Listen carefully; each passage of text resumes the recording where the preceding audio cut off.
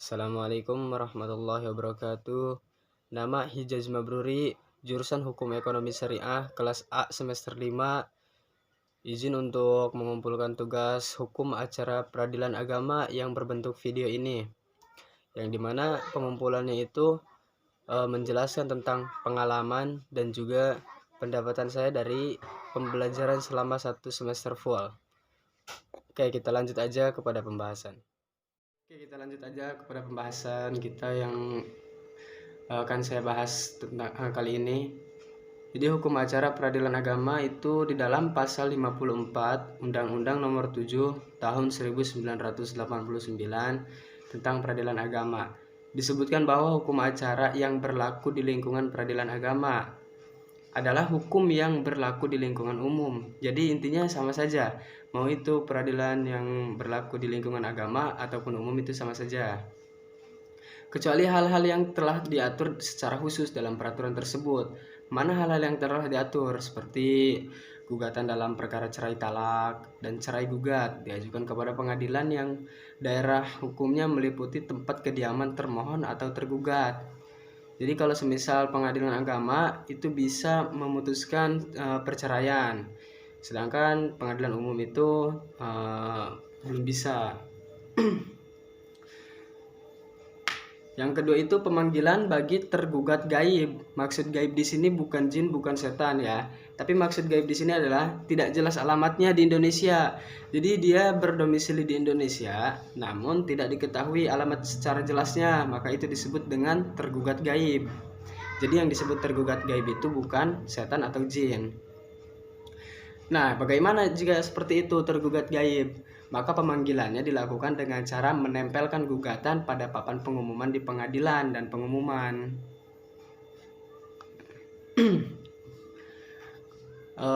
Bisa melalui satu atau beberapa surat kabar atau media, atau juga bisa lewat koran. Pengumuman itu dilakukan sebanyak 2 kali dengan tenggang waktu 1 bulan antara pengumuman pertama dan pengumuman yang kedua. Terus tenggang waktu antara panggilan terakhir dengan persidangan ditetapkan sekurang-kurangnya itu 3 bulan. Jika tergugat tidak hadir, gugatan diputus dengan tanpa hadirnya tergugat. Itu termaktub dalam pasal 27 Peraturan Pemerintah Nomor 9 Tahun 1975. Terus ada lagi diantaranya spesifikasi dari hukum acara peradilan agama ini. Diantaranya itu pemeriksaan perkara perceraian. Perdamaian wajib dilaksanakan oleh hakim dalam perkara perceraian pada setiap saat sidang dilakukan sampai perkara diputus. Pada sidang pertama, suami istri harus datang. Terus datang itu secara pribadi, tidak membawa kawan atau tidak juga membawa orang-orang lainnya. Jadi mereka itu datang secara pribadi satu persatu antara suami dan istrinya. Kecuali salah satu pihak berada di luar negeri di tempat dapat diwakilkan kalau seperti itu.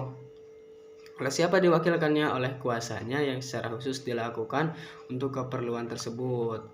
Itu masuknya ke dalam pasal 82 Undang-Undang Nomor 7 Tahun 1989. Terus ada yang kelima, gugatan dalam bidang perceraian wajib menghadirkan keluarga atau orang dekat.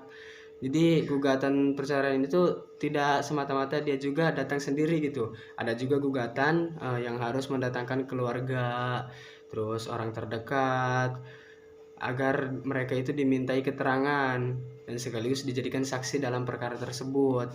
Jadi ya emang karena gimana ya, di dalam peradilan itu membutuhkan saksi dan juga keterangan yang lengkap agar bisa diputuskan suatu hukum, agar hakim bisa memutuskan suatu hukum yang seadil-adilnya. Terus ada pun tata caranya sebagai berikut. Suami bersumpah 4 kali dengan tuduhan zina dan atau pengingkaran anak tersebut, diikuti sumpah kelima dengan kata-kata laknat Allah atas dirinya. Jadi dia itu bersumpah, si suami itu bersumpah atas nama Allah. Kenapa bersumpah atas nama Allah? Karena ini berada di ruang lingkup peradilan agama. Terus yang kedua, Istri menolak tuduhan dan atau pengingkaran tersebut dengan sumpah 4 kali dengan kata tuduhan dan atau pengingkaran tersebut tidak benar. Jadi di sini si istri bisa melakukan pembelaan, tidak semata-mata si suami menuduh si istri terus si istri diam aja. Jadi tidak seperti itu. Jadi si istri bisa membela diri nanti ketika berada di persidangan. Terus yang ketiganya itu tata cara pada huruf A dan B tersebut merupakan satu kesatuan yang tak terpisahkan.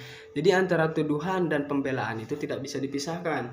Di mana-mana ada tuduhan, pasti biasanya ada pembelaan. Maka dari itu antara si suami dan istri itu emang harus benar-benar mempunyai dasar yang kuat kalau semisal mereka ingin bercerai gitu tuh. Jadi kalau semisal nanti ada si suami yang menceraikan istrinya dengan alasan si istrinya itu melakukan perzinahan, maka si istri harus pintar-pintar untuk membela diri jika memang benar dia tidak melakukannya. Tetapi jika memang dia melakukannya, ya apa boleh buat, tuduhan itu maka akan jadi untuk kenyataan. Jadi diputuskan bercerai secara mutlak oleh hakim. Terus apalagi ada biaya perkara dalam sidang. Ya jadi persidangan juga membutuhkan biaya kan, tidak semata-mata mereka ikhlas karena Allah gitu.